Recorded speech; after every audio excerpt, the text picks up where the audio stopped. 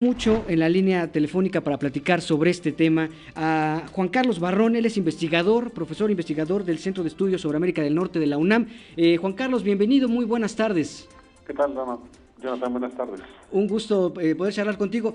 El día de hoy por la mañana tarda Donald Trump alrededor de casi 3 días en decir y reconocer que se trató de un acto que tiene que ver con supremacía blanca y dentro de un discurso que pareciera que él ha venido dando desde la campaña presidencial de hace 2 años. ¿Cómo leer todo esto que está pasando, Juan Carlos? Bueno, pues resulta interesante ver cómo Donald Trump ha tenido que cambiar un elemento fundamental de su discurso, lo cual pues bueno va a redundarle en una forma de incoherencia sustancial que va a ser pues bueno, vamos a ver cómo cambia las cosas esto, porque efectivamente, como comentabas hace unos momentos, el hecho de que Donald Trump ahora esté expresándose en contra de la supremacía blanca, que haya tenido que, digamos, Donald Trump lo que hizo al principio fue recurrir al discurso básico de la Asociación Nacional del Rifle y decir, no es el arma, es una persona con desequilibrio mental la que hace esto. Pero conforme van avanzando las informaciones y va quedando claro que el asesino es una encarnación del lenguaje de Trump, es una encarnación de los seguidores de Trump, es una versión extremista, pero que utiliza el lenguaje que ha usado Trump. Entonces no le queda más remedio a Trump que condenar su propio discurso. Y esto pues es una incoherencia que no habíamos visto en estos 2 años de presidencia. Siempre lo veíamos ir y venir con sus mismos disparates, pero ahora ha tenido que negar un elemento sustancial de su discurso Donald Trump. Lo cual efectivamente supongo que le traerá algún tipo de consecuencias al interior, pero en este caso a lo que nosotros de pronto podríamos ver desde México es la reacción. ¿Cómo deberíamos de reaccionar o cómo debería reaccionar más bien el gobierno de nuestro país ante esta situación? Sí, pues es un momento en el que las cosas han cambiado porque lejos de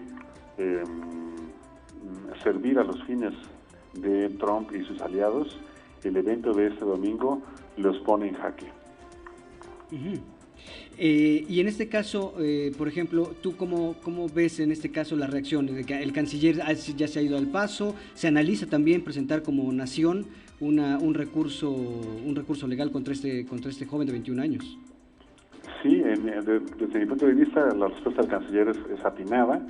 Ha conseguido poner el elemento de terrorismo internacional dentro de la noticia y pues al hacerlo, pues creo que sí ha resultado muy efectivo. Ya veremos cómo se desarrolla esta osadía, pero es una osadía que la veo positiva. Claro.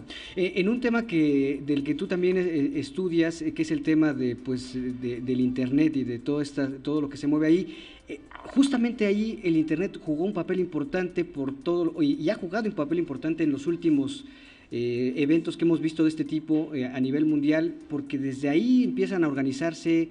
¿Cómo controlar toda esta parte pues no sé si desde los gobiernos o desde las empresas mismas? Bueno, pues sí, hay muchas cosas por ver. Aquí el asunto central es pues que todos los actores políticos están obligados a negar, a manifestarse en contra de eventos como este, y eso por supuesto es algo que tiene que darse. Sin embargo, pues bueno, la manera en la que los diferentes actores políticos van buscando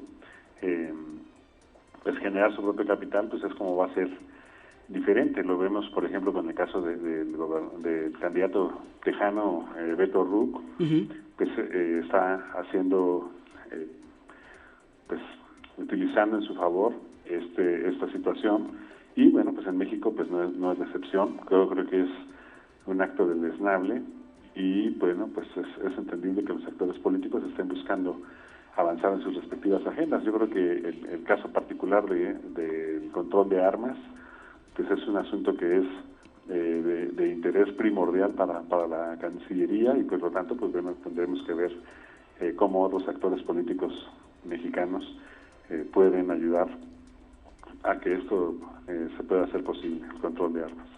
El control de armas, que es un tema.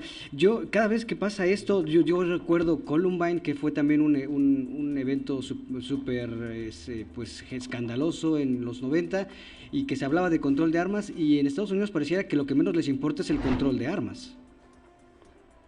Perdona, pero no te digo lo último porque quedó un poquito... No te preocupes, que decía que desde Columbine pareciera que, bueno, pues lo que menos le importa a la gente en Estados Unidos o a los gobiernos en Estados Unidos es el control de armas. Por supuesto, sí, efectivamente, tenemos la imagen de que este tiroteo se esté desarrollando en un Walmart es particularmente sintomática. El hecho de que tengamos en la misma tienda a la gente comprando sus útiles escolares, y es que sea una tienda que tiene sus vitrinas para comprar armas en descuento, y que tengamos armas que sean más baratas que los teléfonos, y que se puedan comprar en el mismo lugar con toda la tranquilidad y sin ningún tipo de control, pues es algo que es pues altamente preocupante. Definitivamente pues esta Asociación Nacional del Rifle y las compañías de armamento pues tienen un tremendo interés económico, pero bueno, pues esta situación puede ayudar a construir una situación política que no habíamos tenido. Claro, y no resulta, bueno, más bien resulta bastante paradójico que en este mismo discurso trumpiano en el que levantemos muros, aislémonos, necesitamos proteger a nuestra sociedad, bueno, pues dentro de estos muros pareciera, bueno, vamos a levantar los muros, pero pareciera que el enemigo está en casa.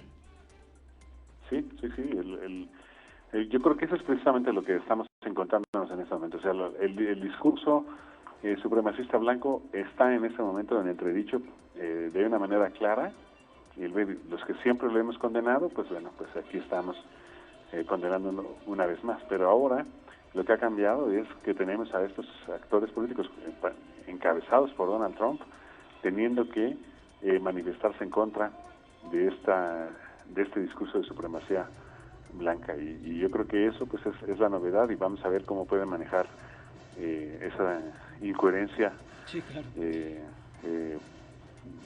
Palabrerías que han tenido, pues ahora van a tener que enfrentarse a esa situación. Y faltando todavía casi año y medio para el proceso electoral, entonces bueno, no va a ser tan sencillo. Juan Carlos, en verdad te agradezco mucho estos minutos para 21 Noticias, y mantenemos la comunicación si nos lo permites.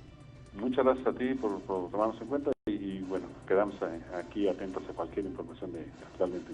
Te agradezco mucho. Él es Juan Carlos Barrón, investigador, profesor investigador del Centro de Estudios sobre América del Norte de la Universidad Nacional Autónoma de México.